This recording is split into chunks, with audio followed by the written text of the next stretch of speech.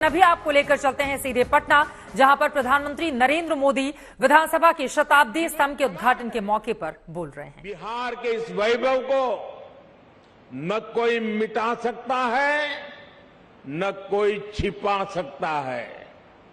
इस ऐतिहासिक इमारत ने बिहार की इस लोकतांत्रिक विरासत को 100 वर्ष तक मजबूत किया है। इसलिए मैं समझता हूं कि आज ये इमारत भी हम सभी के नमन की हकदार है। साथियों, इस भवन के इतिहास से बिहार की वो चेतना जुड़ी है जिसने गुलामी के कालखंड में भी अपने जनतांत्रिक मूल्यों को समाप्त नहीं होने दिया। इसके निर्माण के साथ और उसके बाद जो घटनाक्रम जुड़ा हुआ है वो हमें बार बार याद करना चाहिए। किस तरह श्री कृष्ण सिंह जी ने, श्री बाबू ने अंग्रेजों के सामने शर्त रखी थी कि वो सरकार तभी बनाएंगे जब ब्रिटिश हुकूमत निर्वाचित सरकार के कामकाज में दखल नहीं देगा। कैसे द्वितीय विश्व युद्ध में भारत की सहमति के बिना देश को झोंकने के खिलाफ श्री बाबूजी ने, सरकार ने इस्तीफा दे दिया था। और बिहार का हर व्यक्ति इस बात के लिए गर्व कर सकता है।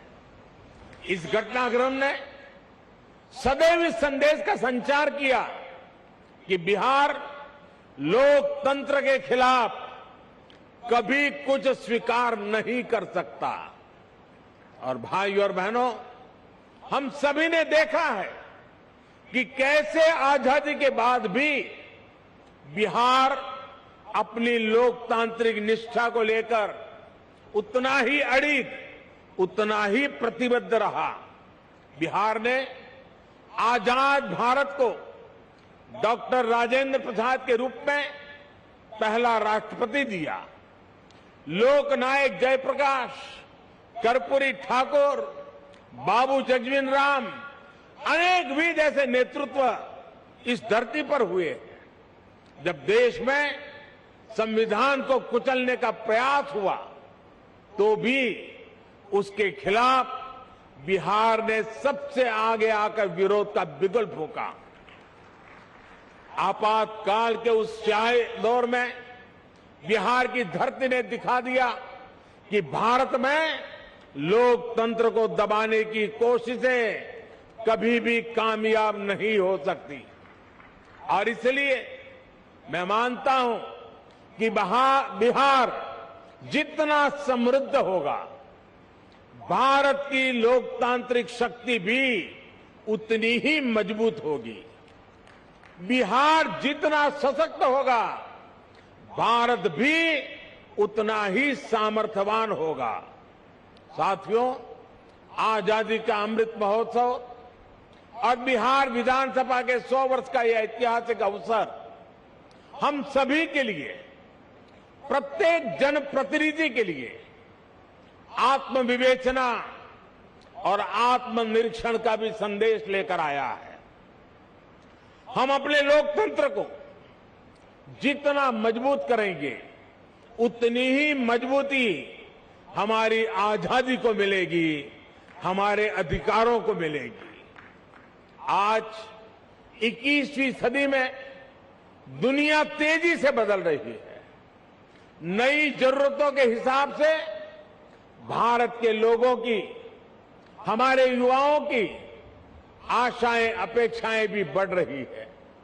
हमारी लोकतांत्रिक व्यवस्थाओं को इसके हिसाब से तेज गति से कार्य करना पड़ेगा।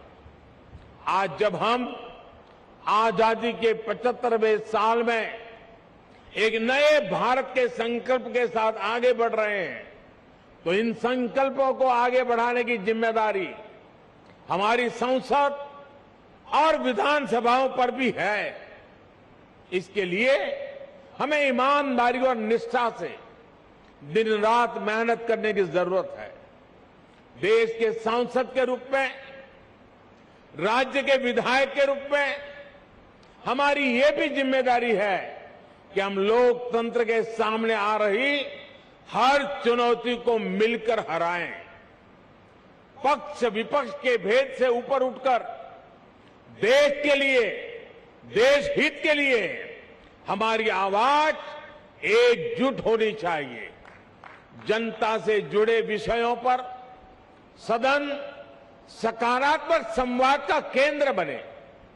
सकारात्मक कार्यों के लिए हमारी आवाज उतनी ही बुलंद दिखे, इस दिशा में भी हमें निरंतर आगे बढ़ना चाहिए। हमारे आचरण से ही हमारे देश की लोकतांत्रिक परिपक्वता प्रदर्शित होती है और इसलिए दुनिया के सबसे बड़े लोकतंत्र के साथ साथ हमें दुनिया के सबसे परिपक्व लोकतंत्र के रूप में भी खुद को आगे बढ़ाना है। बिहार जितना समृद्ध होगा उतना ही लोकतंत्र भी मजबूत होगा, देश मजबूत होगा। प्रधानमंत्री नरेंद्र मोदी को सीधे आप पटना से सुन रहे थे।